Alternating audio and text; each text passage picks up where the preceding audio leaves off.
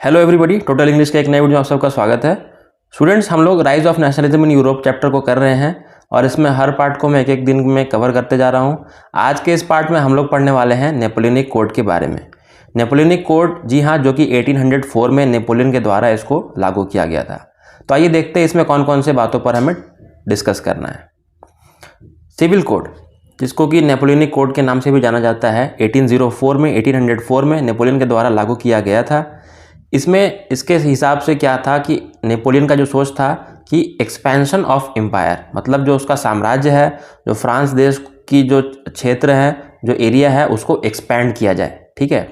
और abolish privileges based on birth and brought equality. Napoleon भले ही एक मोनार्क था, मोनार्क मतलब एक किंग था, और अक्सर जो किंग को लेकर धारणा बनी हुई थी समाज में वो गलत थी, लेकिन नेपोलियन एक कह सकते हैं एक्सेप्शनल केस था, नेपोलियन का जो केस था, क्योंकि इसने राजा होकर भी कई ऐसे काम किए जो लोग डेमोक्रेसी में भी नहीं कर पाते थे, ठीक है। तो उसने ये बहुत इंपॉर्टेंट पॉइंट ये था कि abolish privileges based on birth, मतलब कि जन्म के आधार पे कई लोगों को प्रिविलेज मिला हुआ था। प्रिविलेज का मतलब समझिएगा, मतलब प्रेफरेंस मिलता था। जैसे कि कोई अगर राजा का बेटा है, या फिर कोई मंत्री का संबंधी है, या फिर कोई किसी राजघराने का है, तो उन्हें मतलब टैक्स नहीं भरना पड़ेगा, उन्हें हर तरह से छुटकारा मिल जाएगा, ठीक है। तो ये जो चीज़ है, ये समाज के लिए काफ़ी बुरा था, क्योंकि अगर ऐसा होगा, किसी के साथ आप भेदभाव कीजिएगा, किसी के साथ नहीं कीजिएगा, मतलब तो इससे कभी भी एकता की भावना देश में नहीं जगेगी। तो इसको ख़त्म करने का काम नेपोलियन ने किया था, ठीक है। एंड ब्रॉट इक्वालिटी, कह सकते हैं कि इक्वालिटी को स्थापित किया, ठीक है। आगे देखा जाए कि यहाँ पर ये चार चीज़ें थी जिसे नेपोलियन ने रिमूव कर दिया था। नेपोलियन के द्वारा ये जो कोड लाया गया था, मतलब कह सकते हैं एक सेट ऑफ रूल्स था, जो कि 1804 में इसको लागू कर दिया उसने। तो इन चार चीज़ों को उसने हटा दिया। क्या क्या चीज़ों को रिमूव किया, फटाफट देख लेते हैं। तो सबसे पहला था उसमें से फ्यूडल सिस्टम। फ्यूडल सिस्टम में क्या था, तो देखिए, ऐसे ये उतना ऐसा नहीं है कि सबके बारे में इतना डेफिनेशन वगैरह पूछेगा, क्योंकि आपको पता है कि अभी जो हम लोग फ्रेंच रेवोल्यूशन और फ्रांस के बारे में पढ़ रहे हैं, ये बस एक समराइज्ड फॉर्म में पढ़ाया जा रहा है। क्यों? क्योंकि आगे का जो चैप्टर है हम लोग को पूरा यूरोप पढ़ना है, तो ये बस एक बेस क्रिएट कर रहा है। तो उतना डीप में हम लोग को पढ़ने की जरूरत नहीं, फिर भी मैं आपको अंडरस्टैंडिंग के लिए समझा देता हूँ, ठीक है। तो देखिए, यहाँ पर फ्यूडल सिस्टम क्या था, इसको रिमूव कर दिया नेपोलियन ने। Land holders provided land to tenants in exchange for their service, मतलब किसी के एक का ज़मीन जो होता था लैंडलॉर्ड का, वो उस ज़मीन पर लोगों को रखता था रेंट पर, और इस सिस्टम को फ्यूडल सिस्टम कहते थे, ठीक है।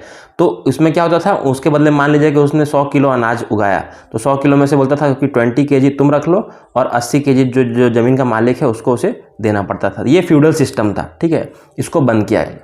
सर्फडम क्या होता है, तो agricultural labourers work like slaves despite being owner. कुछ लोग ऐसे भी थे कि अपनी ही ज़मीन, मतलब वही ओनर है, लेकिन अपनी ही ज़मीन में वो लोग मालिक के जैसा नहीं रह सकते थे। क्यों? क्योंकि उन्हें स्लेव्स के जैसा काम कराया जाता था। एग्रीकल्चरल लेबरर्स इनको बोलता था, ठीक है। तो उन्हें सर्फ्स कहा जाता था, SERFS, ठीक है, सर्फ्स। तो सर्फ्स कहता था, और ये प्रोसेस को कहते थे सर्फडम, ठीक है। तो सर्फडम को भी बंद कर दिया। और थर्ड है मैनोरियल ड्यूज। देखिए, मैनोरियल ड्यूज क्या था, वही जो सर्फ्स थे, fee that serfs owe to their landlord, और जो पैसा ये जो अपने लैंडलॉर्ड को देना पड़ता था, इसको कहते थे मैनोरियल ड्यू। ड्यू का मतलब कर, मतलब बकाया राशि, जो भी बाकी है पैसा, तो उसको कहते थे मैनोरियल ड्यू। तो काफ़ी, मतलब बहुत तरह के टैक्सेस से ना गरीब आदमी बंध चुका था। तो ये सब टैक्स को छुटकारा दिलाने के लिए नेपोलियन ने ये सब काम को किया। और आखिरी था गिल्ड रेस्ट्रिक्शन। तो गिल्ड रेस्ट्रिक्शन में क्या था कि एसोसिएशन या ग्रुपिंग इन ट्रेड मैन्युफैक्चरिंग, मतलब बिजनेस में जो बिजनेसमैन लोग होते थे, वो कोई अपना संगठन बना सकें, चाहे ग्रुपिंग कर सकें, इस चीज़ पर मनाही थी। तो इसको भी रिमूव कर दिया गया। अब वो लोग फॉर्म कर सकते थे अपना कोई ग्रुप। तो बिजनेस करने वाले लोगों को इससे काफ़ी फायदा हुआ, ठीक है। आगे देखा जाए कि जो नेपोलियनिक कोड था उसमें और क्या क्या इंपॉर्टेंट चीज़ों को लागू किया गया। तो ट्रांसपोर्ट एंड कम्युनिकेशन को इम्प्रूव कर दिया गया। देखिए, मैंने पहले ही बताया था पिछले वीडियोज़ में भी कि नेपोलियन जो था, नेपोलियन बोनापार्ट, इसने इसको मॉडर्नाइजेशन को लाने वाला यही था, ठीक है।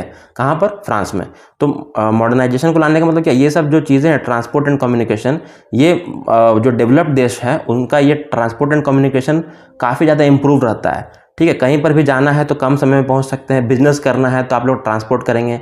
कहीं का भी खबर को पहुंचाना है तो कम्युनिकेशन का काफ़ी उसमें रोल रहता है। तो ट्रांसपोर्ट और कम्युनिकेशन पे खूब अच्छा इम्प्रूव किया। Considered as a modernisation of Europe. इसको माना गया कि यूरोप का मॉडर्नाइजेशन का शुरुआत जो है वो फ्रांस से ही हुआ, और फ्रांस में किसने किया, तो नेपोलियन ने किया। ठीक है, इसके बाद फ्रांस का देखा देखी बाकी कंट्रीज़ पर इसका इम्पैक्ट पड़ने को मिला। ये हम लोग आगे के वीडियोज़ में देखेंगे कैसे कैसे जर्मनी, इटली, ब्रिटेन में भी ये सब चीज़ों को देखा गया। ठीक है, आगे same rules were not applied on the countries who letter became the part of France. मतलब देखिए, जैसे कि मैंने कहा ना कि फ्रांस का उस टाइम का नेपोलियन का सोच था कि जो फ्रांस की जो अदर टेरिटरीज है, आसपास में जो भी अदर कंट्रीज है, उसके एरिया को वो कैप्चर करे और अपने एरिया में शामिल करे। ठीक है, तो जो एरिया, एक्स्ट्रा एरिया को वो कैप्चर करके अपने अंदर ले आता था, वहाँ का जो रूल था वो बाकी देश के रूल से डिफरेंट चलता था। ठीक है, जैसे कि फॉर एग्जांपल सिंपल भाषा में समझिए, जैसे कि मान लीजिए इंडिया ने पाकिस्तान के किसी एरिया को कैप्चर कर लिया, तो हम लोग का जो कानून जो होगा उस एरिया के लिए डिफरेंट चलेगा और बाकी पूरा देश के लिए डिफरेंट चलेगा। अब समझ में आ रहा है?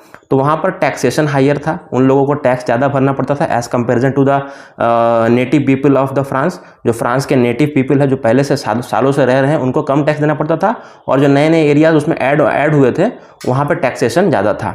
वहाँ पर सेंसरशिप था। सेंसरशिप मतलब कोई भी चीज़ को आपको न्यूज़ दिखाना, चाहे नाटक शो करना है, चाहे आपको पैम्पलेट बनाना है, ठीक है, न्यूज़पेपर में छापना है, इसके पहले आपको परमिशन लेना पड़ेगा सरकार से। सरकार अलाउ करेगा तभी आप कुछ छाप सकते हैं, नहीं तो होगा क्या कि ये लोग सरकार के खिलाफ भी कुछ छाप सकते हैं। तो इसलिए इसको सेंसरशिप कर दिया गया था। और तो और आखिरी पॉइंट था force recruitment to French armies. मतलब फ्रांस की जो सेना थी, आर्मी जो थी, उसमें इनको ज़बरदस्ती रिक्रूटमेंट कराया जाता था, मतलब बहाली कराई जाती थी। जैसे कि इस एरिया में मान लीजिए 10 लाख नौजवान थे, तो बोला कि तुम अपने 1 लाख नौजवानों को हमारी सेना में ज़बरदस्ती शामिल करो। ठीक है, अब तो वो लोग गुलाम हो चुके थे, तो उनको एनी हाउ इसको करना ही पड़ता था। तो ये कुछ ऐसे बदलाव थे जो कि 1804 के बाद नेपोलियन के द्वारा फ्रांस में लाया गया। ठीक है, तो आई होप इसमें से ऐसा कोई भी पॉइंट नहीं होगा जो आपको अच्छे से नहीं समझ में आया होगा। आने वाले वीडियोस में हम लोग आगे के टॉपिक्स पर बात करेंगे, जैसे कि अभी aristocracy and the new middle class का जो टॉपिक है ये मैं पढ़ाऊंगा। ठीक है, so wait for the next video, till then keep learning. तो स्टूडेंट्स, अगर आपको वीडियो अच्छा लगा हो तो वीडियो को लाइक करें। इंग्लिश और एसएसटी की प्रिपरेशन करने के लिए आप चाहें तो अपने फ्रेंड्स के साथ भी इन वीडियोज़ को शेयर कर सकते हैं, और मेरे चैनल को सब्सक्राइब करें। Thank you so much.